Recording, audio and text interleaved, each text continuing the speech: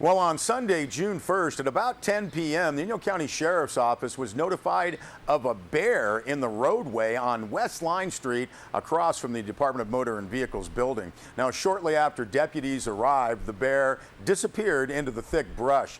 By 11 p.m., according to a press release from the Inyo County Sheriff's Office, the bear reappeared, only this time reports were indicating that the bear was rummaging through trash in the Snow Circle area of Bishop.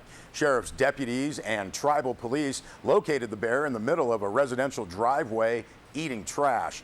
Once spotted, the bear ran off into a field east of Longview Street. Now, according to the California Department of Fish and Wildlife, bears may be a common occurrence in residential areas this summer due to a lack of food and water in the mountains. It is important to remember that feeding wildlife is detrimental to the animal once conditioned to human sources of food.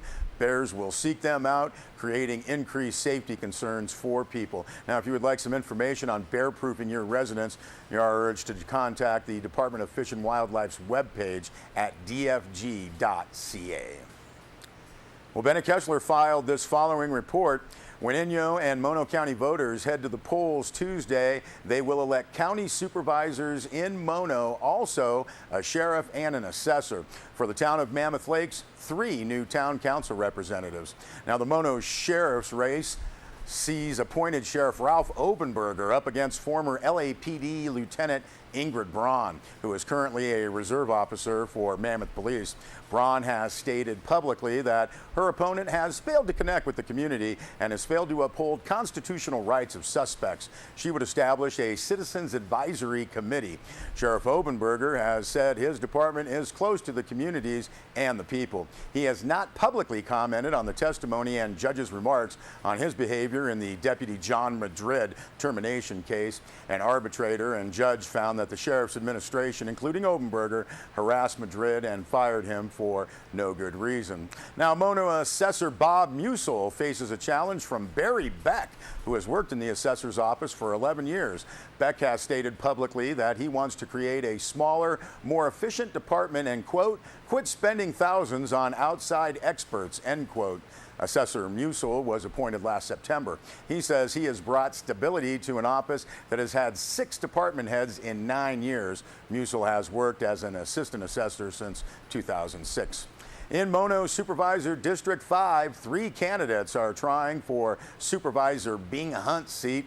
Hunt will wrap up his years of service on the board. Now, up for his seat are Greg Eckert of Mammoth, who said he would give Mono County a larger role in marketing and tourism. District 5 candidate Kirk Stapp said he would try to change the, quote, attitude gap between North and South County. We can't collaborate with this blockage, end quote.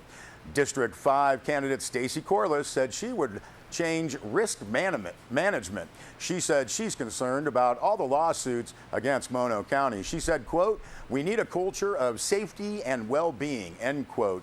Corliss also said, quote, we need to step back and use good judgment about what's right and wrong, end quote. Now, Mono Supervisor District 1 candidate Bill Saucer said he would, quote, look outside the box, end quote, and partner and communicate with other agencies. District 1 Supervisor Larry Johnston said he wants to change the county into a, quote, more collaborative, innovative government, end quote. He said maybe the town of Mammoth Lakes and Mono County could create a joint human resources department. And in the town of Mammoth Lakes, 8 candidates are vying for 3 seats on the town council. Those seats are currently held by Mayor Rick Wood, Councilman John Eastman, and Councilman Matthew Lehman. The candidates are Elena Blomgren, Colin Fernie, Cleland Hoff, Kenneth Murray, Deb Perrell, Shields Richardson, Karen Seibert, and John Wentworth. Now, in Inyo County, there is just one race, and that's for Supervisor of District 1. Longtime Supervisor Linda Arcularius will end her career, and 3 new candidates will try for her spot. David Tanksley owns a construction company in Bishop and has worked on public committees. At a candidates forum, he said he would focus on cost cutting to deal with budget problems.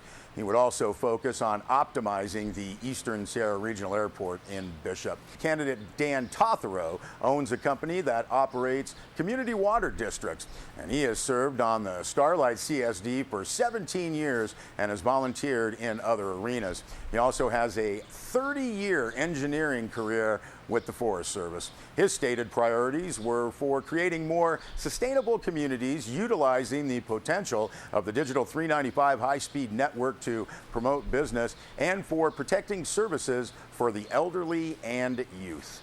Candidate Bill Stoll said he has volunteered for 8 years on the Planning Commission and voted no on the first solar development plan.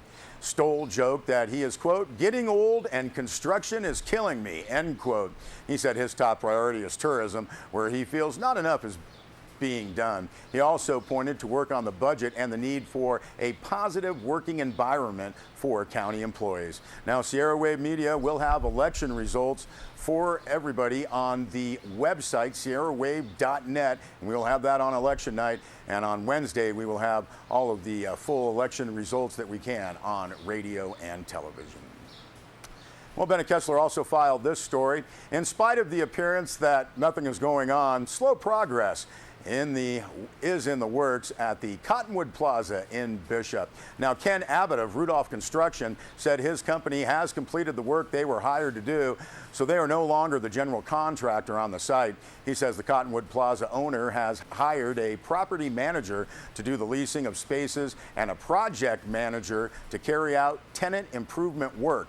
Abbott said Rudolph Construction will continue to bid on that work. Now, architect and spokesman on the project, Tom Shaniel, also said that the new owner has hired a property manager and someone to oversee the hiring of people to perform tenant improvements going forward. He assured that things are still moving. It is known that owner Liz Eslamaya does have a number of other business interests. Now, asked if there are tenants interested in locating in the Cottonwood Plaza, Mr. Shaniel said there are. He said some have signed letters of intent and others have a high level of interest. Now, trouble for the plaza started some 5 years ago with eventual closure and fencing of the center. Now, although the plaza did sell and has undergone rehabilitation, it is still closed. About a year ago, Ms. Eslamaya hired Rudolph Construction to oversee plaza renovations. Now, work was also done on the former Burger King building in the center. At the end of last year, the owner was entertaining possibilities of various franchises locating there.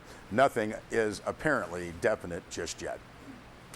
Well, last Friday, the town of Mammoth Lakes Fire Department and the U.S. Forest Service hosted a joint emergency exercise. It was geared to train local first responders, fire personnel, law enforcement, etc., on handling an emergency centered on a wildland fire. Now, the exercise simulated a wildland fire that started above the Old Mammoth Historical Site and has started to burn in homes in the Old Mammoth area. Sierra Wave Media's Rob Gill was on scene. For the past 2 years, we've been rebuilding the Emergency Operations Center. We've done other exercises, we've done a lot of training, and so this is kind of the culmination of all of that. This is a large exercise involving a big fire coming through town, and so we're involved with incident management teams, we're involved with all aspects of the EOC, with planning and operations, finance and logistics. We have a lot of agencies involved. We have everybody from the town of Mammoth Lakes Police Department, Mammoth Mountain Ski Area, Mono County Sheriff's Office, Health Department, and the list just goes on and on. We even have people here from the state in OES to help us. If we have a simulated fire going through town, and so what we have the fire department and the Forest Service running the fire, and what we have here is the EOC is taking care of the rest of the town.